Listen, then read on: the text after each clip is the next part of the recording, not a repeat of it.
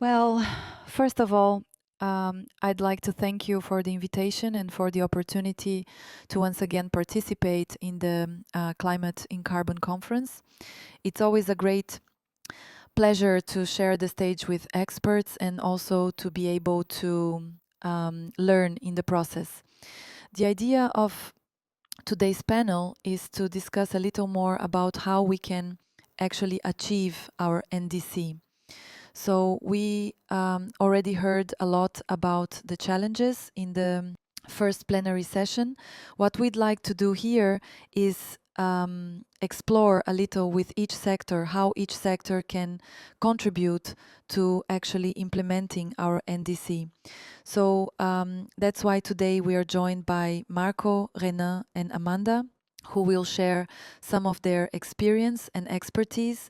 And we will discuss here broadly how we can best create these synergies and cross-cutting collaborations so that we can arrive at COP30 with concrete results toward implementing these not only in Brazil but also as a benchmark for the world to expand its climate ambition and increasingly align us with the commitments of the Paris Agreement.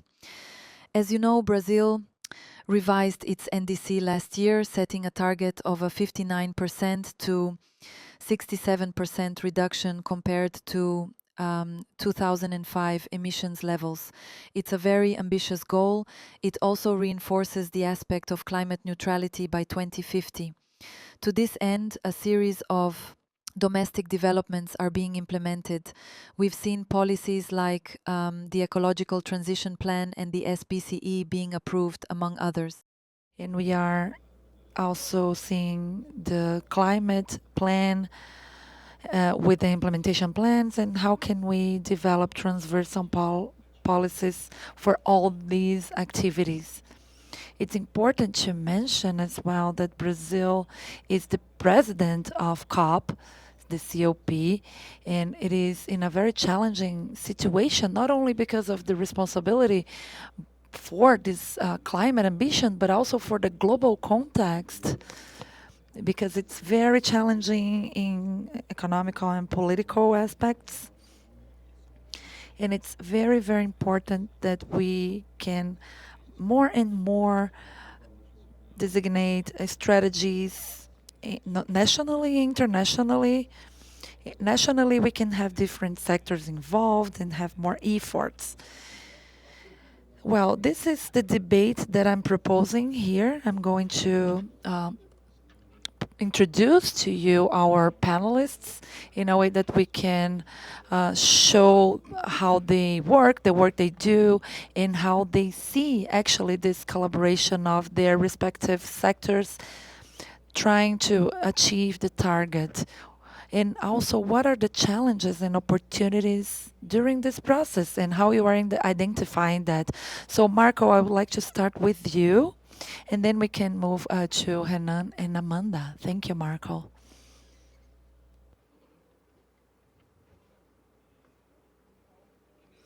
Thank you so much for the organizers of the event. Thank you for the invitation. As a diplomat, I'm going to be talking more about the international level. And of course, implementation is central here, but I'm going to give my inputs on that. And Janaína and Juliana mentioned in the previous panel, we are currently with a mature international system. We had better negotiations compared to the other years. We had some sabotage because of some factors and actors. Now we have a functional treaty, and also the Paris Agreement regulation that took years to be achieved. And in Baku, we adopted 2 decisions on the Paris Agreement 6, and they made possible to have this carbon market. And of course, we'll have more and more regulation, more details on the rules, but we have a mature system because one of the big ideas we are having as a guide is the implementation. Okay, this is time for us to be hands-on, and we can see how severe the climate is becoming, and it's very tragic. We know that. And Brazil is the headquarters, and it's hosting COP30, and we are we have the capacity of being bridges builders, right? We don't have enemies internationally. We have a very good network of relationships in Brazil. We are well positioned. It's very challenging for sure. We know it's very difficult, but we are going a good path. I have been to Belém recently and also in Bonn. We had some progress. We are doing our homework, our lesson, We are learning the lessons, and we are um, going through this to achieve this goal. We have a lot of conversations in terms of mitigation. We had some progress even before the climate week in Panama, and other fair transition debates, also about the forests, great discussions about that. And in Baku last year, there was a decision of about $1.3 trillion. We needed to include these forest decisions, and you are concerned with the forest, but what part of the 1.3 trillions we need for fighting against deforestation, to reflect on this important sector for Brazil, and to implement the NDC, which is one of the most ambitious in the world. And this was also presented in Baku with great success. We have measures everywhere. We have good figures to show about the reduction of deforestation in the Amazon. We also launched a protection plan to fight against deforestation in Cerrado. We had reduced deforestation in the Cerrado region. And the other elements of our public policy in this area is the restoration plan for native forests. The target was very ambitious, to recover up to 2030 12 million hectares of native vegetation. Translated into square meters, it would be more than 200,000 square meters. It's the area of Portugal. To restore the native forests, it's very expensive. We know that it's very expensive to recover this kind of forest. For the native forest, it's more expensive than if we were going to plant other types of trees. And in the project of the restoration arch, we have sponsors and private companies that are very engaged in investing on that. And I think that Brazil is doing a good work and will have good results in Belém to contribute to this problem that is a world problem, and we only can solve it together. And we are doing our part, and we are following a good path. Thank you, Marco. I'd like to hear from you. What is your input on that? Because we know that Vale is involved with that. I would like to thank Aliança for the invitation and to talk about Vale. I have been working at Vale for 4 years. And there we have some targets of reduction that are very ambitious. We want to reduce 33% of the emissions of scope 1 and 2 up to 2030, and we achieved 81.5 of this target. And for the scope 3, We have a target up to 2035, and we want to use 20 to 30% of carbon credits, and we have achieved a great number in this target. And when I'm talking about Vale, I'm talking about 500,000 tons a year.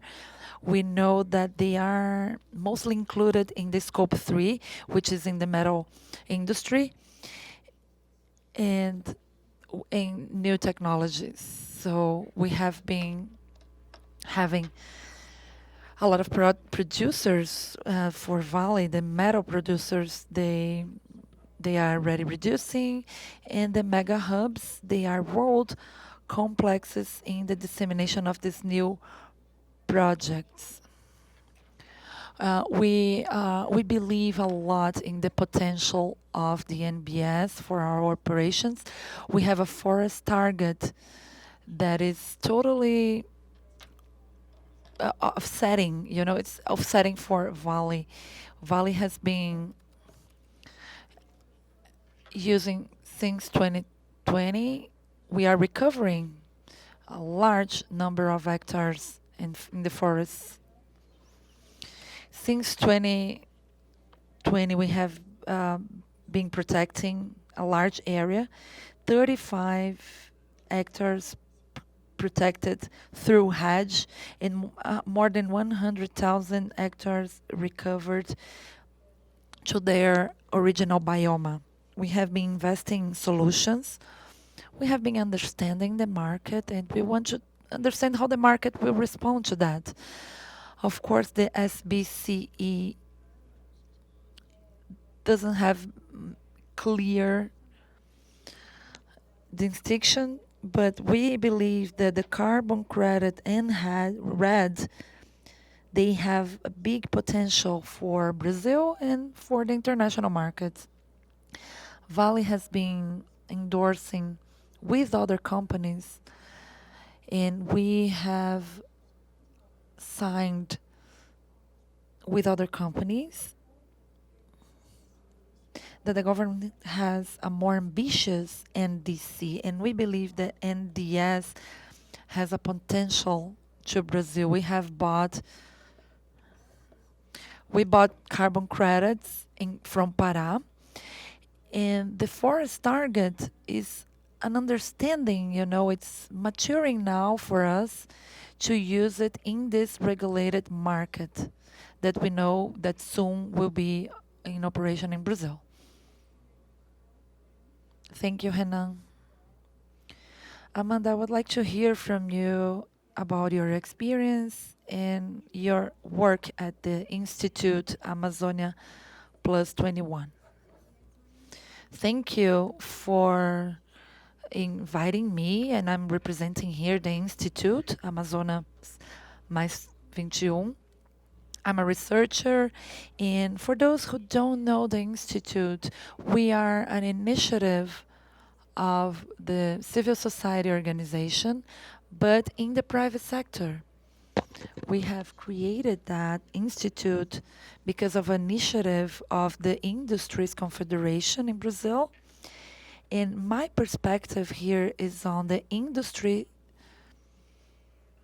and also understanding that the Amazon is in the center, in the core of our work, not only in the industrial sector, but also those that have an impact on the Amazon.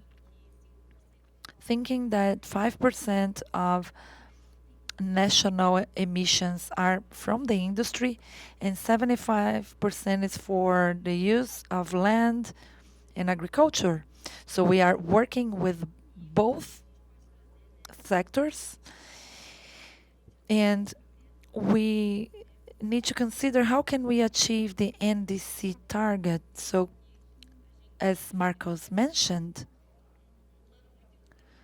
we have a very important plan which is the New Industry Brazil, Nova Indústria Brasil, that has been contributing not only as a guiding plan, but with action plans for financing activities. So in Nova Indústria Brasil, currently, we like to understand how can we finance the credit lines for new technologies and thinking about a transversal way of working with that because the cattle raising and the agricultural sectors they are included to that. We are trying to articulate with them in a way that they can reduce emissions in the use of land. And also, our role in the Institute is to have an articulation with all the chains. So we have Facility of Sustainable Investments, which is a blender finance tool for solutions for the chains and new businesses. And with the facility, we structure financeable projects that can be financed from instruments through facility, and we build solutions that will offer projects in a specific territory, but then we can replicate that through this blender finance mechanism. And this way, we can have the Institute focused on the financing and how can we have climate financing as a solution for the modernization of the industry, modernization to the agriculture sector, and also working directly with territories. Wonderful. Thank you, Amanda. After this introduction, this first round of introductions, I would like to go back to you, Marco, because you brought something very important. The importance of Brazil on managing forests, it's a unique position. Considering all the challenges the country faces and the size of tropical forests in Brazil, how we deal with that, how that can be a reference. In these conversations with other countries that has also their own challenges, which are looking to preserve the forests and restore them, one of the main points in this, it's permanence. It's open to this discussion connected to other aspects like bioeconomy, how develop other sectors of the economy, how can we conserve and reforest and keep long term. I would like to hear from you how Brazil is able to promote this articulation with other countries and how can we develop these structures to have a more sustainable development.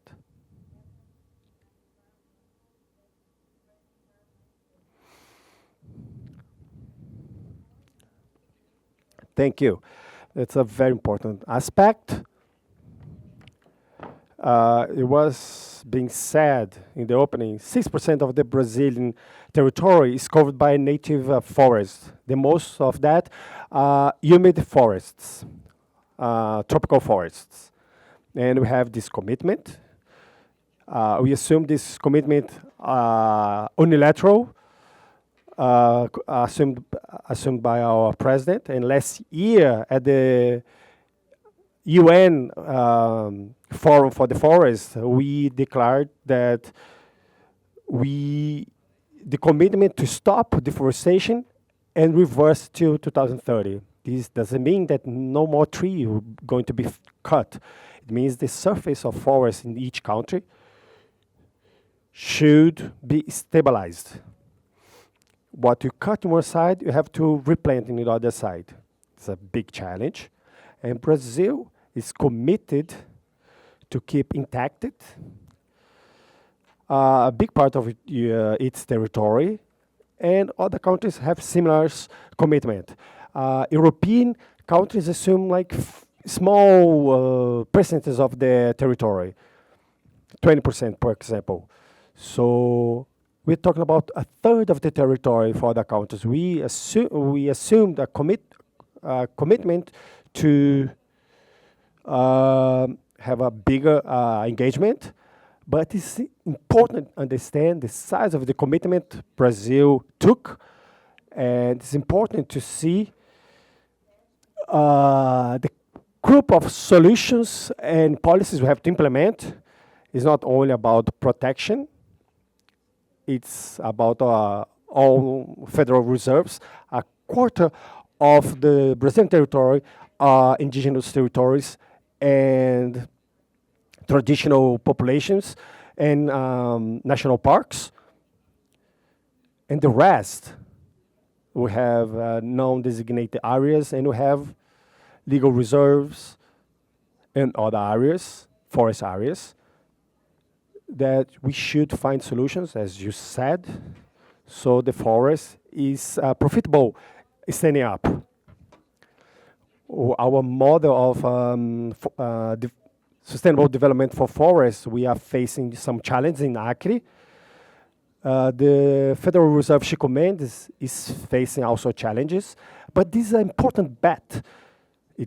These are parts of the solutions, and we have to find those forms to do sustainable extractivism on those forests. We have some significant experience in this area with many success cases and other forest products that are not wood. The forest economy, nuts, and medicine, cosmetics, we know it. All of that should be increased so it can be profitable. And Brazil, in this area, can propose that among other plans to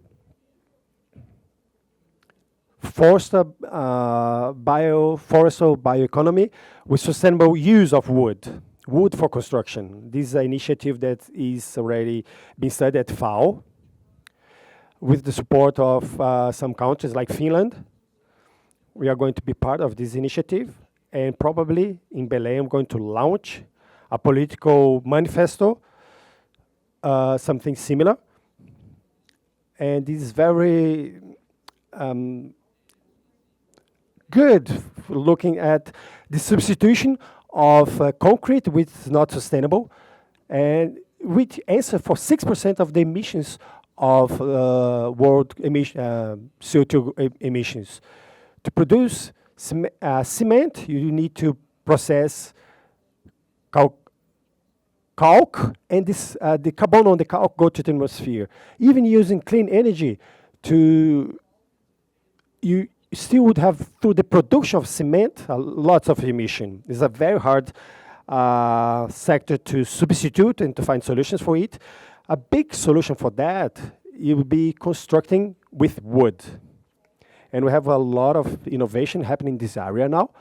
We have big buildings, 20 stores building made totally out of wood.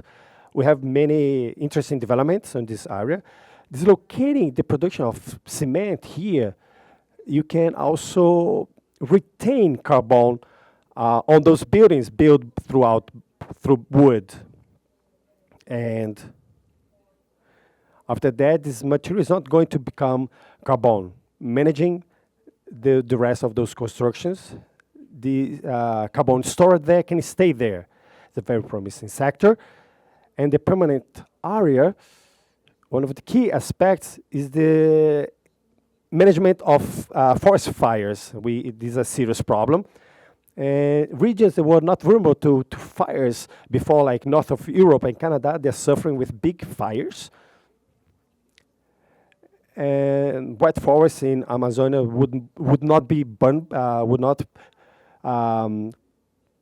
burn, and now it's burning because of climate change. We need to find some initiatives to fight and promote the protection of those forests. We have the Global Fire Hub. We're going to launch a document, also a political manifesto, to face this problem on forest fires, and also to have to tackle the integrated vision.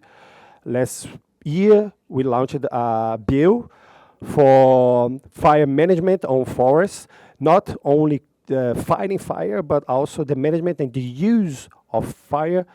The Brazilian savanna is a production of the fire. The indigenous population, they use it, and the fire is a routine of the Brazilian savanna. Some dry forests in the west of USA, for example, you can create a problem if these regions do not have fires for long term.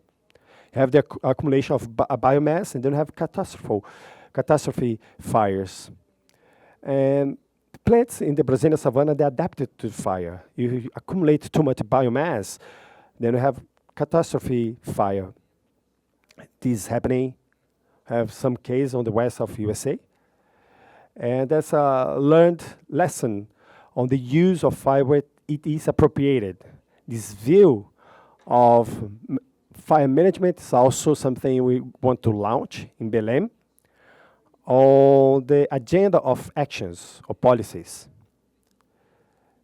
And taking the chance now to have so many leaders with us at COP to talk about those topics. We need to talk that in a high level. It's not only about the authorities that are responsible for fire in the countries want to, on international cooperation in fire, they lose a long time throughout bureaucracies. Last year we have a fire in the frontier between Brazil and Bolivia. And the Brazilian firefighters went to Bolivia to fight the fire in Bolivia and to protect the fire to advance in Brazil, and lost precious time with bureaucracy, with the customs to cross the border, to instruments to fight fire. You need a different approach to solve those bureaucracies when we fight fire. So we have the support from presidents, prime ministers, to have big hope on that, on Belém.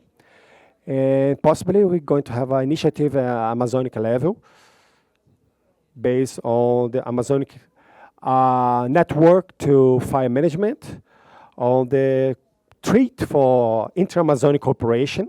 We have great things happening in this area. Concrete actions to safeguard the forests in our countries. Thank you. A very important point is how some practices can be beneficial for the environment, and sometimes they can be create damage.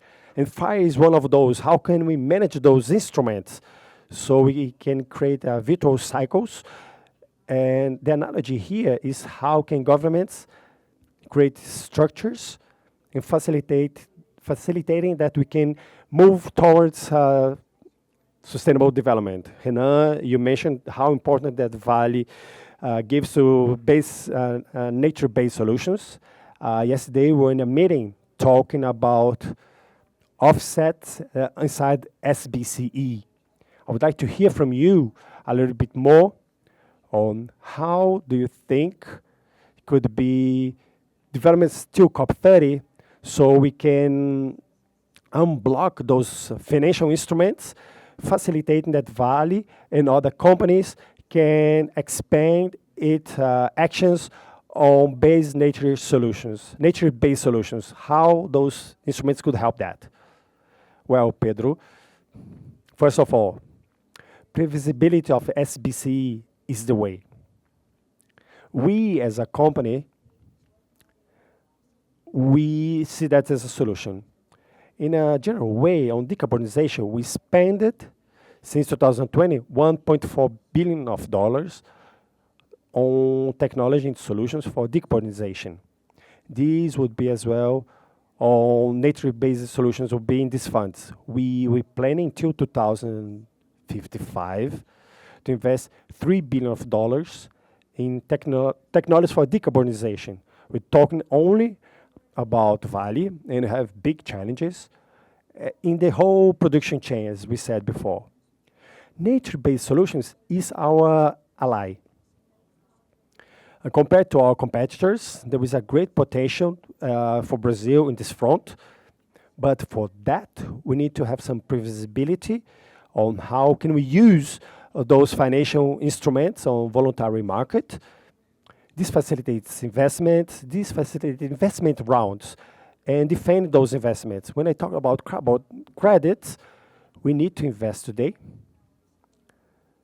on nature-based solutions to harvest in 5 years. That's a process that needs some support, as you said.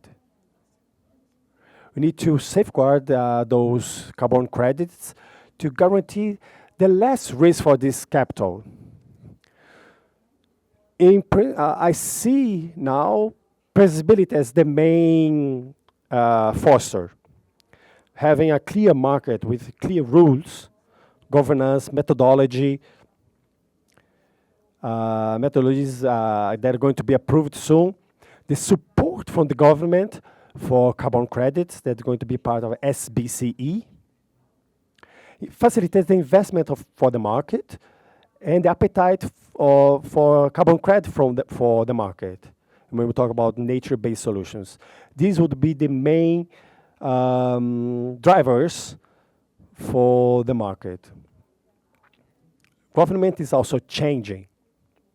When we talk today about the regulatory environment, when we talk about climate mitigation, when we talk about taxonomy, we're having mining as priority sectors.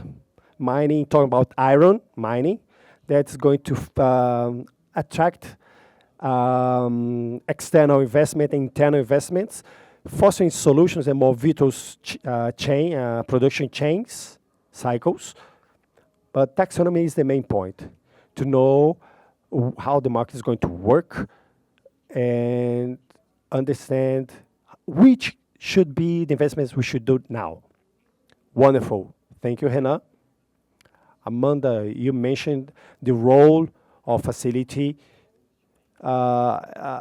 increasing the investments in bioeconomy, bringing scale for those actions that can be more sustainable.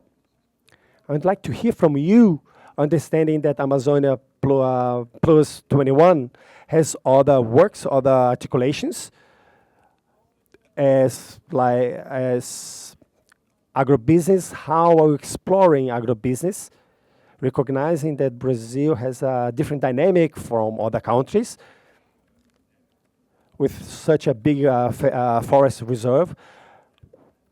What is the cost of the opportunity, deforestation, thinking how you mitigate investments and risk, avoiding deforestation, so these investments preserve the forest or create some reforestation. And in the other side, I understand that you work with engineered wood, seeing that as a possibility for the permanence of long-term forests. I'd like to hear from you about those initiatives and how do you see those synergies with the industrial sector and the Brazilian diplomacy promoting those actions in a global level. I believe there are two initiatives that are very interesting that our institute is working on that take attack on exactly what you said. First, thinking on the work with agribusiness, cattle farming, understanding that working with the mitigation and reduction of emissions, we need to work with the rural producer, the farmers. If we want to stop deforestation, we need to work with the farmers. Understanding that, the Institute made few partnerships with the Federation of Agriculture in Rondônia, creating a project for decarbonization and the transition of the traditional agriculture from traditional agriculture for regenerative agriculture. This is a great partnership, which we just started. And with the Industry Federation of Rondônia, understand that Rondônia is a very strategical state for that. It's one of the main states that is suffering deforestation, where agribusiness is moving forward with soybeans and cattle farming. To think those solutions we bring with facility, few solutions for the whole production chain, the structure we need to construct these financial tools. And with that, we can construct a investment fund to supply credit for the farmers that want to do this transition. This is not going to happen short term. Those farmers, they don't recognize these new possibilities. They move slowly. They don't desire these new technologies. So we have to understand what the farmers, what they need to make this movement to the new technologies, new solutions for farming and agri-production. Not only supplying capital funds, but also supplying knowledge, helping them on this journey of transition. Supplying this technical support in local. We're not inventing the wheel now. And with that, we can show some light on for the producers how can they do this transition. And thinking now about engineered wood, we have this partnership with the federal bank Caixa Econômica, thinking about new housings, thinking a new way to solve housing problems in Amazônia region. And those houses, they are not the bad housings. They're very precarious. And now we have this pilot project on Vila da Barca, a neighborhood in Belém, where we're going to present that at COP. And the proposal here is to think about the whole chain. The Institute is see as a whole chain, don't think on only an isolated project facility. Bring the solutions for those issues. We're going to build new houses, palafita houses with engineered wood. And how can we think decarbonization and the reviving this neighborhood with native wood and understanding how we do not use native wood for housing and using our whole structure, our knowledge, and thinking how this knowledge can be used to structure those policies, these productions. And the use of this wood we can do in a very scientific way in the Amazonian region. Basically, we're looking for those two examples we have now as projects, thinking the value chain, supply chain. And a big point is how we structure those projects in a practical way, bring projects at local level, thinking this in a scalable way, thinking in the transition for the Amazonian region, and how can we structure the transition for the agriculture, for the municipalities and the state. So creating a success case that we can replicate in other states and other places as well. I think that's the answer.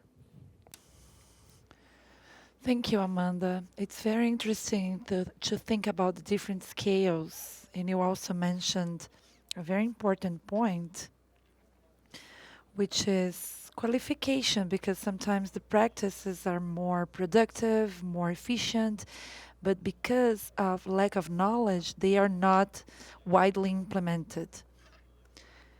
Now I would like to have Marco and Renan to react to what you just said, and also considering the perspective of scalability. How can we give scale to the local levels, to a national and global level? Thinking about qualification, structuring the chain, which are very important bottlenecks, so that we can unlock this paradigm of economic development to a more sustainable one, and also thinking about the international commitments, the Paris Agreement, the national ones such as NDCs. We have local actions as well. So how can we actually come from the macro level to the micro one and have more concrete actions? Marco, let's start with you. How are you working with different levels of qualification, capacitation, and what are the bottlenecks that you are observing?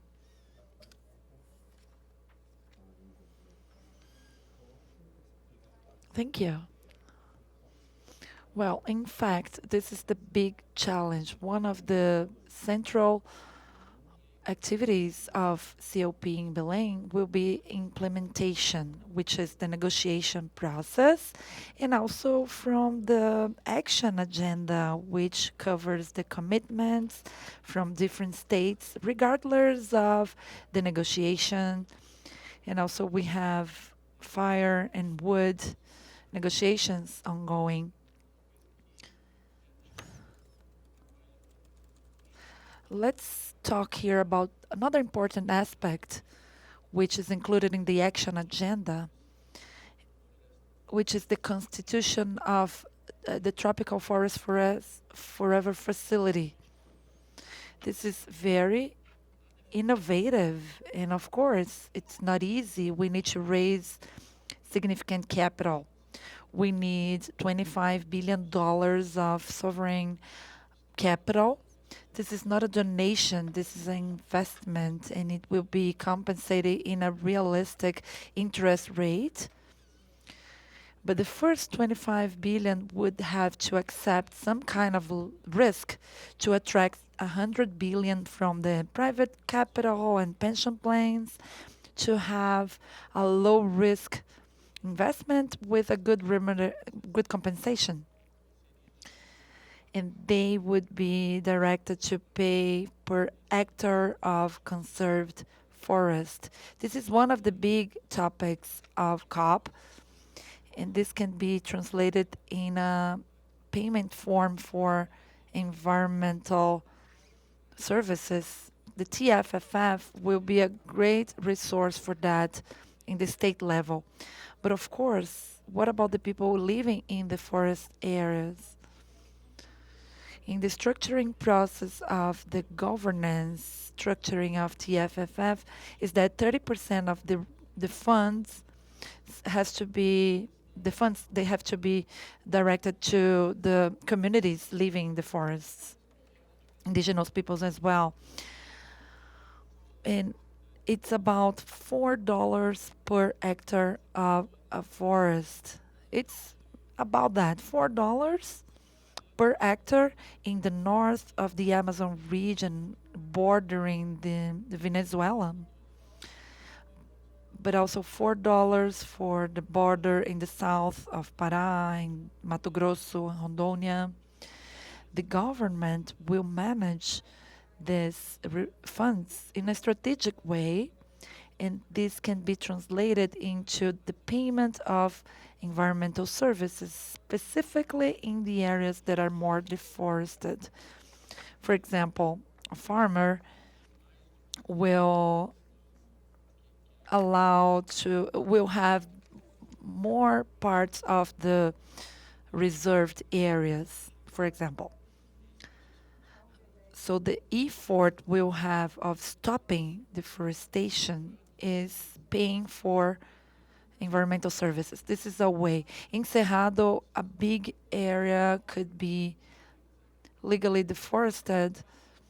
In these areas, they have a very big potential for agriculture. Someone here talked about the cost of opportunity. It's important to have this in this discussion. We need to consider that we are not going back to the decision of really stopping deforestation. It's not about that, but we also actually want to understand what is at stake. We need a good diagnosis to treat the disease. We have big potential for some lands for the agriculture. They are private lands, and the private properties, they are constitutional right. If a person owns the land, they have the right of deforesting that. And to avoid that, they need to have some compensation to stop deforesting the area. So the environmental services payment is very important in this discussion. I know the time is almost up, but I would like to talk about sustainable construction. This is a very promising sector, and it's important to have the tropical wood sector is reducing now. I was in Japan to talk about this topic, and the diagnosis they they cover there is because the tropical wood are stigmatized because we had illegal deforesting.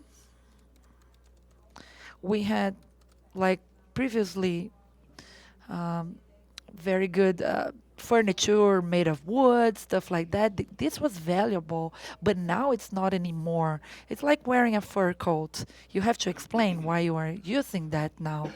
And with the wood, it's the same thing. If you want to have a sustainable wood sector, we have a lot of work to do to have this sector um, and having also the law applied and avoiding fraud. If you are buying tropical hardwood that is produced sustainably, we need to have a certification for that. We need to know that this is true. It's a very important challenge and a hard challenge, but we need to tackle that. Amazing, thank you. Do you have comments, Renan? Well, Pedro, to have some clarity about this question, when we talk about this type of solutions, our heart, Vale's heart is in Carajás, in the middle of the Amazon region. And we have been developing some projects focused on understanding the forest, understanding the community. These projects are covered by Vale now. We have a big investment in the families as well, in the communities. We are talking about impacted families. In 2023 and 24, we had 237 families impacted by Vale's projects. We are fomenting the economy, and we know how difficult the communities, the difficulties that the communities face in the region. When we talk about scalability, and we have been criticized by that because the solution has some potential. And as a country, and of course the companies, they have to support the country on that, and Vale is doing that. We need to support mechanisms such as RED and that have the potential of protecting the forest. It is on this context that we are working on. We are understanding the forest, understanding the Amazon. We are studying the genome. We are doing a very important work in the land, on the carbon area. First, Brazil needs to defend this solution, especially with the criticism coming from Europe. Then we need to understand the Amazon region, the population, the communities, and how can we foster economic and regional development and integrating that into the corporate strategy of companies like Vale. Thank you. Now I'll give the floor to Amanda, but I would like to tell the audience if you have questions, a person will be here handing out the microphones to you. And this is going to be the next part of the session, the questions. Well, Amanda, about the the industrial sector and the communities in the Amazon that you are working with, what would be necessary for you to be able to more and more increase the actions and the impacts of the actions in the Brazilian government, in the in the national, international articulation? What do you need the world to see about the Amazon?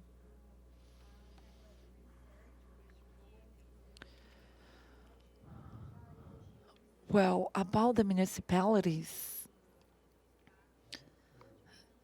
and the municipalities of each state of legal Amazon, we need to consider the municipalities and think with them. We need to consider everything with them. We need to consider the territories. Of course, we have the solutions, but the territories, they need to be engaged, they need to be connected, and we need to collaborate together with the mitigation plans. And how can we actually implement the plans? When we are implementing a project such as Vila da Barca, for example, in Belém, it's easier because the COP will be there and the city is working towards that. But in other Amazon areas, it's a challenge because we need to know how to talk to the territories, how to dialogue with them, and how can we provide this new perspective. We need to do that with public policies and not only the private sector. We have been working with public departments in the territories and with traditional communities. We work with the associations of the communities. We are constantly communicating with them, doing some communication work to have a way of implementing the projects. It's not only about going there to the territory, we need a wide engagement with the players. One of our pillars in our work is the engagement with stakeholders. We never start a project without the engagement and having an engagement with the players. We need to understand that the work has to be interdisciplinary and everyone should be involved. This is the role, the main role, and the success key to be able to transform the territories. Thank you. Do we have questions from the audience? If you can come over here, there is someone holding a microphone.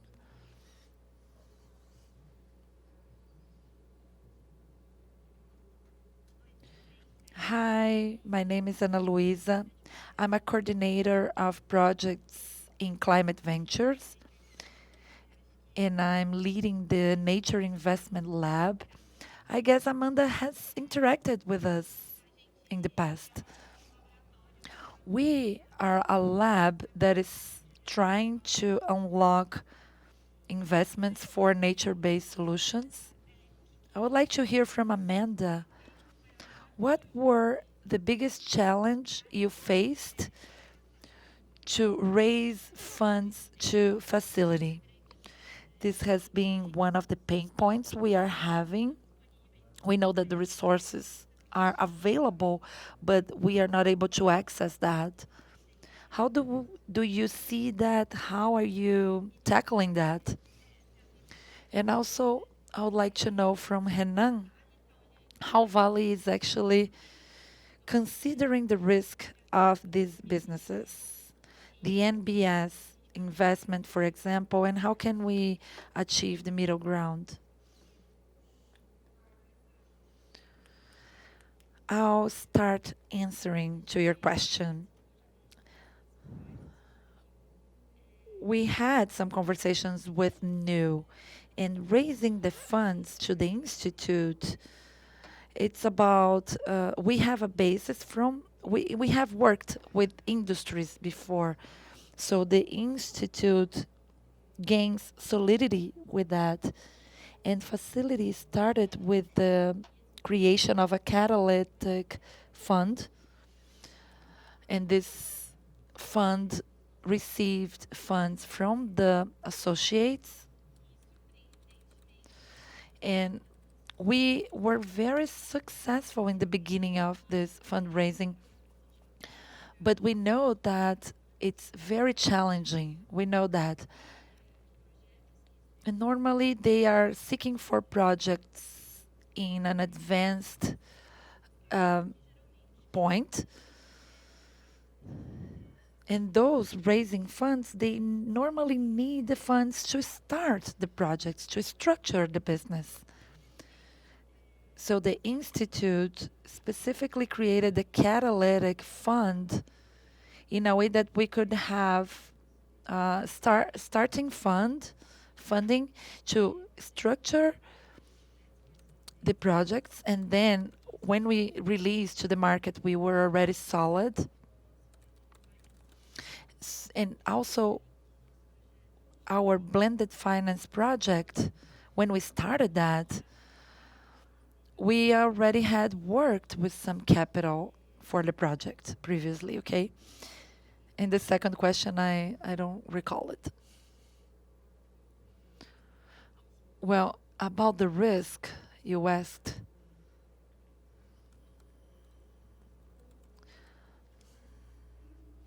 Here at Vale, at the company, we are in a moment that we see how clear it is. We know about the carbon credits, but we don't know yet about the NBS. We don't know how we are going to tackle the scope 1 and the other scopes in the other years. But currently, we don't have a predictability. And this is a complicating factor when I need to defend the carbon credits and NBS, because we don't know how the market will be defined. In terms of risk, every project has a risk, and Vale has been restructuring to protect and recover more than 500,000 hectares. And we're using RED also, and we have a whole department in Vale dedicated to the nature-based solutions, and also involved in the purchases, because we purchased carbon credits in 2022.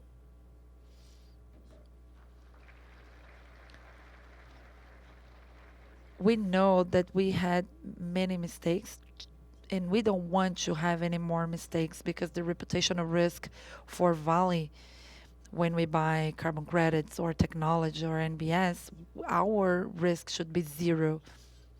So we are creating a new management to mitigate the risks and to manage the NBS in the company as well. Well, wonderful. With that, we get to the end of our panel. One more question. Okay, great. I promise it's going to be quick. The question for Marco Tulio. You mentioned $4 per hectare for TFFF. How can we connect that, this value, as you said, to the right to the vegetation suppression that's $10 the hectare? Another question, maybe. My name is Tatiana Alves. I'm from BID, based in Washington, and my question is for Marco Tulio. We'd like to know your idea about what do you consider a result from this COP30 we can call a success COP. What do you expect from this COP? What do you want for the negotiations on the COP30? And what could you have as solutions, as commitments, so we can call a success for the world and for Brazil moving forward with our climate agenda, facing the challenges we have? And associated to this question, what is the role you expect from the multilateral organizations, be it World Bank and so on, to support this result. 50 seconds for your answer. Well, Carlos, you went to the spot. We're going to finance that per hectare around the whole country. So we have to use these funds strategically, not funding hectare and the frontier to Venezuela. There is no risk for deforestation. We have to concentrate these funds where they have more risk for deforestation. The way we are doing the design the TFFF, we're talking about aggregated numbers. Each year, we're going to measure if there was deforestation in this country. If there was deforestation in this country, we're going to have some penalties. And it's a duty of the government to do the management is the best way possible. This doesn't mean that they're going to stop deforestation, but it's effort. Very interesting question. Yesterday, I had a meeting with someone from World Bank, your colleagues. I know we're all working together on the multilateral. We're going to have a panel for multilateral banks. And COP is very peculiar when we talk to that. Baku was about the world balance. GST. Baku was financing on CKG. What for Belém, we can show the direction. And so a very important point in that is that we want to, in Baku was not possible to have any following on the decision on global balance in Dubai. There was no consensus in that front. We're trying to do something for Belém, and this would be to use the paragraph 32, 33, and 34 from Baku that treat concern on forests and the need to stop deforestation and this financing to stop deforestation. We have to find a consensus on that. It's not easy. But the least polemical part is hard to move forward in those areas. Be very happy we can do something on this area, on this aspect. And the most important decision that we can expect from COP30 is the global commitment to adaptation. We had some progress in Bonn for that. We still have to squeeze that to get to 100 indications, which is still too many indicators. And we had more than 1,000 indicators. And we're getting now to less directives. We have to think about just transition, which is something we started discussing with using coal, on the coal mining, and now we move into a broader view on these aspects, seeing the effect of that on the other economical sectors. We need to change radically the use of the territory, use of land, and many people is going to lose jobs on that. They're going to do some education, training. They were living from wood extraction, and they're going to change their way of living. We're talking about training. We're talking about programs on just transition. We also looking for results in that front. And we're very optimistic and coming from Bonn, but they have to be careful about it. It's not easy on this field, as you said, or multilateral cooperation. We're talking now about financial institutions. They're a big part of that. And leaving Belém with a viable process, ideas. In Baku, it was almost a failure. And now we are very careful, understanding that what we need now is to rethink multilateral cooperation. This idea is still in risk. We have this idea of each nation moving alone, doing its own thing. And now we need to strengthen multilateral cooperation as a way to have viable multilateral corporations.